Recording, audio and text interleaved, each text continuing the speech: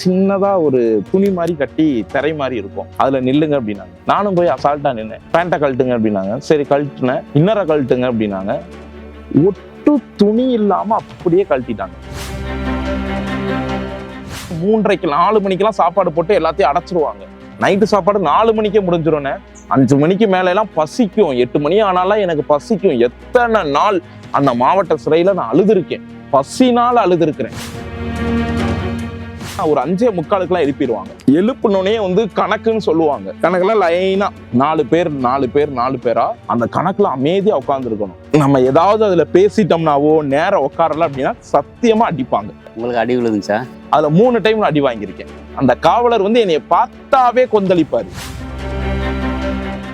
எவ்வளோ பேர் அரசியல்வாதியில இருந்து பெரிய பெரிய கோடீஸ்வரங்கள்ல இருந்து எல்லாரையுமே, கவர்மெண்ட் அதிகாரி, எல்லா லொட்டு லொசுக்கு எல்லாருமே மாவட்ட சிறையிலையும் பார்த்துட்டேன், மதுரை மத்திய சிறையிலையும் பார்த்துட்டேன். எப்பாற்பட்ட அப்பா அட்டாக்கர் வந்தாலுமே பாத்ரூம் கழுவணும்.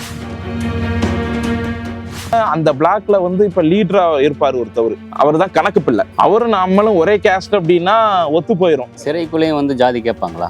ஜாதி ரீதியா தான் பிளாக் இருக்கு. ஒவ்வொரு கேஸ்டுக்குள்ள பாத்துக்கவே மாட்டாங்க.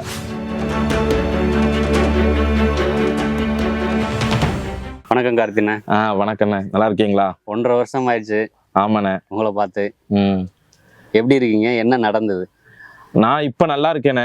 இப்ப என்ன ஆச்சு அப்படின்னா, நானும் திவ்யா கலட்சியும் உங்களுக்கு தெரியும், நானே ஃபர்ஸ்ட் இன்டர்வியூவே பாத்தீங்க அப்படின்னா உங்க சேனல்ல தான் நான் கொடுத்துருந்தேன். திவ்யா கலட்சி என்னுடைய ஒய்ஃபு அப்படின்னு சொல்லி. அப்புறம் எங்களுக்குள்ள நடந்த பிரச்சனையில இருந்து எல்லாம் கிட்டத்தட்ட உங்க சேனல்லே ஒரு 3 இன்டர்வியூ நான் கொடுத்துருந்துருப்பேன். அதுக்கப்புறம் தான் மற்ற சேனல்ல எல்லாம் நான் இன்டர்வியூ கொடுத்தேன்.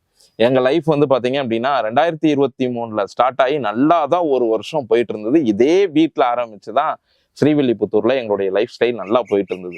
நல்லா போயிட்டு இருந்த லைஃப்ல ஒரு கோர புயல் தாண்டவமாடி 13 மாசம் எங்களை பாத்தீங்க அப்படின்னா ஒவ்வொரு சந்திக்க முடியாத அளவுக்கு சிறை வாழ்க்கைக்குள்ள எங்களை கொண்டு போய் தள்ளிருச்சு. இது சதியா இல்ல என்ன திட்டமிட்டு எங்களை பண்ணாங்களா என்ன ஏதுன்றதே எங்களுக்கு தெரியாம போயிருச்சு. ஒரு குறுகிய நேரத்துக்குள்ள சட்டார்னு இந்த இதுக்குள்ள நாங்க விழுந்துட்டோம். கரெக்டா ஜனவரி 29 2024 அந்த 25 கரெக்டா 29 நாங்க ரிமாண்ட் ஆகுறோம்.